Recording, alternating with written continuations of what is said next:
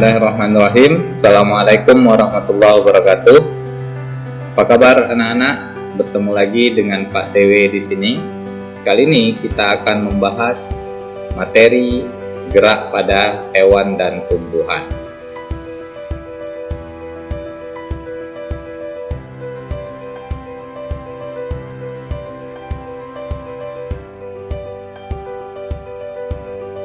Nah, pada pembahasan sebelumnya kita sudah membahas gerak pada manusia, ya. Sekarang kita akan coba membahas terlebih dahulu tentang gerak pada hewan. Nah, kali ini pada video kali ini kita akan spesifik membahas bagaimana gerakan hewan di lingkungannya masing-masing. Oke, maka kita bisa lihat di sini.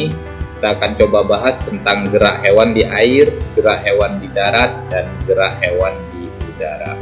Nah, hewan yang hidup di air itu biasanya memiliki tubuh yang massa jenisnya lebih kecil daripada lingkungannya.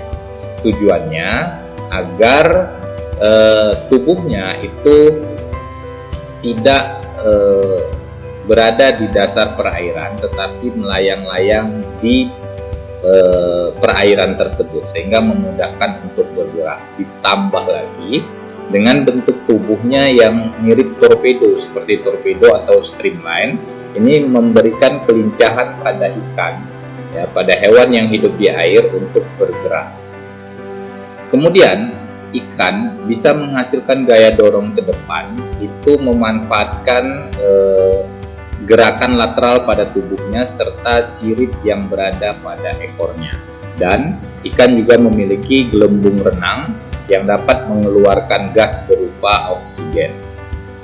Oke, nah hewan yang hidup di darat itu mengandalkan otot dan tulang yang kuat untuk mengatasi yang namanya inersia atau kecenderungan tubuh untuk diam, serta untuk menyimpan energi pegas atau energi elastisitas untuk melakukan berbagai aktivitas yang dimilikinya. Gajah dan kerbau misalnya itu memiliki massa tubuh yang sangat besar. Massa tubuhnya sangat besar. Namun ada perbedaan di sini. Struktur tulang serta kekuatan otot gajah itu lebih dibanding dengan kerbau, sehingga gajah memiliki kelincahan, ya, lebih lincah dibanding gerakan yang dimiliki oleh kerbau. Sedangkan kijang dengan harimau itu memiliki bentuk kaki yang lebih ramping. Nah, bentuk kaki yang lebih ramping ini memudahkan kijang dan harimau untuk berlari lebih cepat lagi, karena gaya gesek yang terjadi antara tubuh dengan udara itu lebih kecil, sehingga dia memiliki gerakan yang lebih cepat dibanding hewan yang lainnya. Kemudian kalau hewan yang ada di udara itu memiliki tubuh, ya, yang gaya angkatnya itu lebih besar dibanding dengan gaya gravitasi. Jadi gaya angkat tubuhnya itu harus lebih besar dari gaya gravitasi bumi agar tubuhnya tidak tertarik ke bumi, ya, tidak jatuh ke bawah. Nah, salah satu upaya untuk memperbesar gaya angkat tersebut adalah dengan bentuk sayap yang melengkung. Jadi bentuk sayap yang melengkung tersebut memaksimalkan gaya angkat yang dimiliki oleh hewan yang hidup di udara, sehingga dia dapat terbang melayang di udara. Nah, bentuk sayap yang seperti ini diaplikasikan pada pesawat terbang. Ya, kita bisa lihat pesawat terbang itu memiliki bentuk sayap yang melengkung. Nah, dengan kelengkungan ini mengakibatkan gaya angkat pada pesawat itu menjadi lebih besar, sehingga bobot pesawat yang begitu berat bisa terangkat dan melayang di udara. Oke. Itu pembahasan tentang gerakan yang terjadi pada hewan berdasarkan lingkungan yang dia miliki. Jadi setiap hewan akan melakukan yang namanya adaptasi terhadap lingkungannya. Kita tahu bahwa adaptasi itu adalah salah satu ciri daripada makhluk hidup untuk mempertahankan hidupnya, ya, atau untuk mempertahankan jenisnya.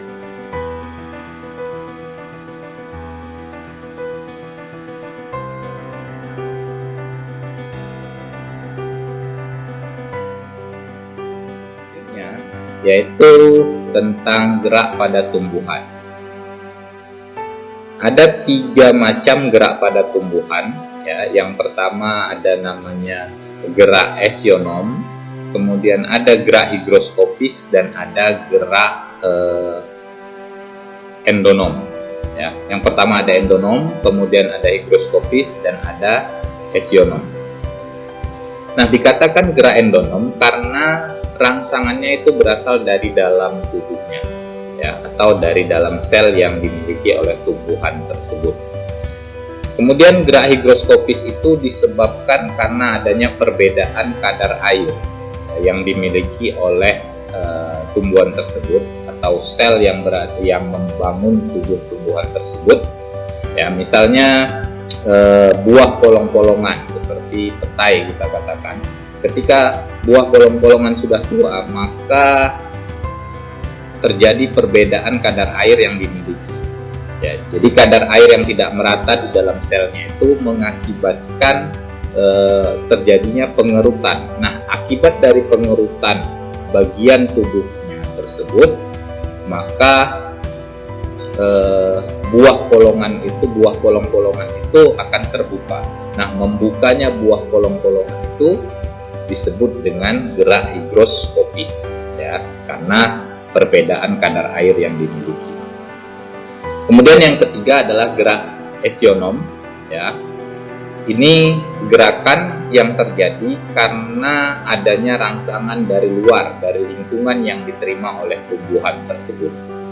Nah, berdasarkan respon gerakannya, ya, dikelompokkan gerak esionom ini menjadi 3 kelompok. Bisa kita bagi lagi menjadi 3 kelompok. Yang pertama ada namanya gerak tropisme, kemudian ada gerak taksis, dan ada gerak nasti. Nah, nanti akan kita bahas satu persatu tentang tropisme, taksis, dan nasti tersebut.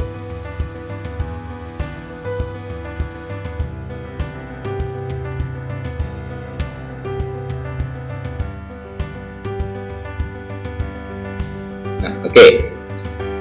Gerak esionom itu terbagi ke dalam 3 macam. Ada namanya gerak tropisme, kemudian ada gerak taksis, dan ada gerak nasti. Nah, yang pertama kita bahas pengertiannya terlebih dahulu. Tropisme itu adalah gerak tumbuhan yang arah gerakannya itu dipengaruhi oleh arah datangnya rangsangan, ya. Gerak tumbuhan yang dipengaruhi oleh arah datangnya rangsangan. Jadi arah gerakannya itu dipengaruhi oleh arah datangnya rangsangan.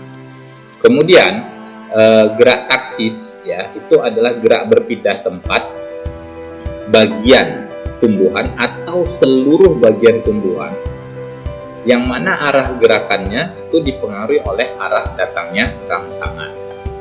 Oke. Kemudian yang ketiga ada gerak nasti. Nah, gerak nasti ini adalah gerak bagian tubuh tumbuhan yang arah gerakannya tidak dipengaruhi oleh arah datangnya rangsangan. Oke. Nah, di mana perbedaannya? Sekarang kita kupas satu persatu. Kita lihat tadi tropisme itu adalah gerak bagian tubuh tumbuhan yang arah gerakannya dipengaruhi oleh arah datangnya rangsangan. Nah, ini berkebalikan dengan gerak nasti. Kalau gerak nasti, gerak bagian tubuh tumbuhan juga, tapi arah gerakannya tidak dipengaruhi oleh arah datangnya rangsangan. Sedangkan gerak taksis itu gerak berpindah tempat, baik yang berpindah bagian tubuhnya atau tubuhnya secara keseluruhan berpindah tempat. Nah, arah perpindahannya itu dipengaruhi oleh arah datangnya rangsangan. Oke. Nah, di sini sudah terlihat di situ ada 5 macam daripada gerak tropisme berdasarkan rangsangan yang dimilikinya. Pertama ada fototropisme, kemudian ada geotropisme, hidrotropisme, tikmotropisme, dan kemotropisme. Oke, Fototropisme, foto artinya cahaya. Berarti gerak tropisme ini dipengaruhi oleh cahaya. Jadi arah gerakannya itu dipengaruhi oleh arah datangnya cahaya. Misalnya kita bisa lihat di situ ada tumbuhan yang berada dalam satu ruangan, kemudian ada celah tempat masuknya cahaya matahari, maka arah daripada batang tersebut bergeraknya menuju ke arah celah tersebut, di mana cahaya matahari masuk melalui celah tersebut. Ya. Kemudian kalau geotropisme itu rangsangannya berupa gaya gravitasi, ya. Gaya gravitasi yang berasal dari pusat bumi, sehingga arah gerakan bagian tumbuh-tumbuhan itu selalu menuju ke arah gaya gravitasi yang berasal dari pusat bumi. Contohnya gerak daripada akar, ya. Akar dimanapun itu selalu tumbuh dan bergerak menuju ke pusat bumi. Kemudian hidrotropisme, hidro artinya air, berarti rangsangannya berupa air. Nah, ini bisa kita contohkan pada akar tanaman juga. Kita tahu akar itu kan sebagai alat pada tumbuhan untuk menyerap air dan nutrisi yang berada di dalam tanah. Nah, jadi arah gerakan akar itu juga dipengaruhi oleh arah sumber air. Biasanya di mana sumber air yang paling banyak, maka arah gerak akar akan menuju ke sumber air tersebut. Nah, ini disebut dengan hidrotropisme. Kemudian yang selanjutnya adalah hipnotropisme. Itu artinya sentuhan atau singgungan, lebih tepatnya singgungan atau benturan. Misalnya pada tanaman sirih yang memiliki sulur, ya, batang yang menjalar. Nah, ujung daripada sulur itu apabila bersinggungan dengan benda di depannya, dia akan melilit benda tersebut. Jadi gerakan melilit sulur tersebut itu disebut dengan gerak hipnotropisme. Dan yang terakhir adalah kemotropisme. Kemo itu zat kimia, berarti rangsangannya berupa zat kimia. Nah, kita bisa ambil contoh pada akar juga, ya. Kalau tanaman kita kasih pupuk itu kan berupa zat kimia, maka arah gerakan akar ini juga cenderung menuju ke arah sumber kimia itu berasal. Jadi gerak seperti ini disebut dengan gerak kemotropisme. Selanjutnya gerak taksis itu ada dua kelompok, ya. Yang pertama fototaksis, kemudian ada kemotaksis. Jadi rangsangannya berupa foto atau cahaya, ya. Nah, contohnya bisa kita lihat, ini adalah gambar daripada klorofil. Kamu bisa lihat. Nah, klorofil itu bergerak, ya, bergerak di dalam sel tumbuh-tumbuhan itu dikarenakan adanya cahaya. Jadi biasanya kalau bagian tumbuhan, daunnya lebih tepatnya, kalau daun tersinari matahari, maka di bagian yang banyak terkena cahaya matahari itu akan menumpuk di situ klorofil. Ya, kloroplasnya akan menumpuk di situ. Ya, jadi gerakan kloroplas menuju ke sumber cahaya tadi itu disebut dengan gerak taksis. Jadi berpindah tempat, kloroplasnya berpindah tempat. Nah, itu bedanya. Kalau taksis tadi kan gerak berpindah tempat. Jadi kloroplasnya berpindah tempat menuju ke tempat yang terkena cahaya matahari. Kemudian ada kemotaksis. Ya, kemo itu zat kimia. Nah, ini contohnya pada sel spermatozoid yang membuahi sel ovum yang terdapat pada bakal buah. Jadi setelah terjadinya penyerbukan, ya, setelah terjadinya penyerbukan itu kan serbuk sari pecah, kemudian inti selnya membelah menjadi inti generatif dan inti vegetatif. Kemudian inti vegetatifnya inti generatifnya nanti membelah kembali membentuk inti sel sperma, ya. Inti sel sperma ini nanti akan bergerak menuju ke sel telur yang berada di dalam bakal buah. Nah, gerakan sel sperma menuju ke bakal buah tersebut, di mana di dalamnya terdapat ovum. Nah, ini disebut dengan kemotaksis karena sel spermatozoanya berpindah tempat menuju ke sumber zat kimia yang dihasilkan oleh sel telur tersebut. Oke. Nah, kemudian gerak nasti ada 4 macam ya berdasarkan rangsangannya, berupa seismonasti, niktinasti, fotonasti, dan termonasti. Nah, seismonasti itu rangsangannya berupa sentuhan ya. Kita bisa contohkan pada tanaman putri malu. Jadi tanaman putri malu kalau kita sentuh, daunnya akan menutup. Nah, di sini perbedaannya ya. Bisa kamu perhatikan dengan baik bahwa apabila tanaman putri malu disentuh, maka daunnya menutup, tapi arah gerakan menutupnya daun tersebut tidak dipengaruhi oleh arah datangnya rangsangan. Dari mana sentuhan itu berasal? Ya, jadi tidak terpengaruh terhadap sentuhannya, arah sentuhannya, dia tetap akan menutup seperti biasa. Nah, itu disebut dengan seismonasti. Kemudian ada niktinasti.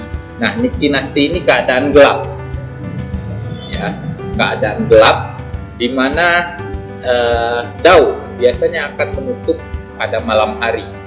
Ya, misalnya juga pada tanaman putri malu atau tanaman-tanaman bolong-bolongan, ya, daun majemuk, ya, biasanya daunnya itu akan menutup pada malam hari. Nah, menutupnya daun pada malam hari ini disebabkan karena keadaan gelap ya, yang terjadi pada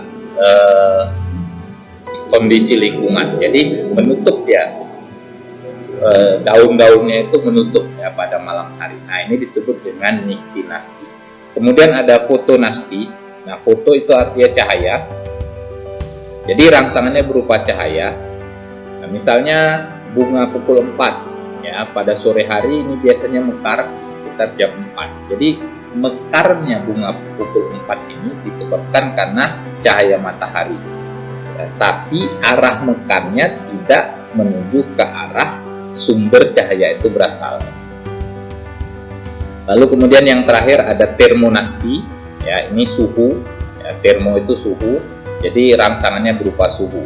Nah, contohnya mekarnya bunga tulip pada musim semi ya di Eropa sana ya, tepatnya di Belanda ya. Kita kenal bahwa Belanda itu merupakan tempat tumbuhnya bunga tulip yang banyak. Nah, bunga tulip di Belanda sana biasanya mekar itu pada musim semi. Nah, itulah macam-macam gerak eksionom ya.